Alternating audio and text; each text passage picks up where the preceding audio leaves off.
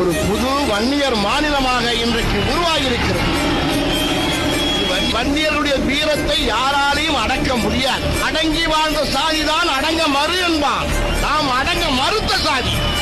சரி, தமிழகத்திலும் சரி, எந்த ஒரு அரசியல் கட்சியும் எந்த ஒரு தனிப்பட்ட சாதியும் கூட்டாத கூட்டம், மிகப்பெரிய கூட்டம், 50 லட்சம் பேர் கூடினோம். அந்த கட்சிகள், ஆண்டு கொண்டிருக்கிற கட்சிகள் எல்லாம் அச்சப்பட்டு ஒரு நாய், சிறுத்தை என்று சொல்லிவிட்டு பேசிச் சென்றிருக்கின்ற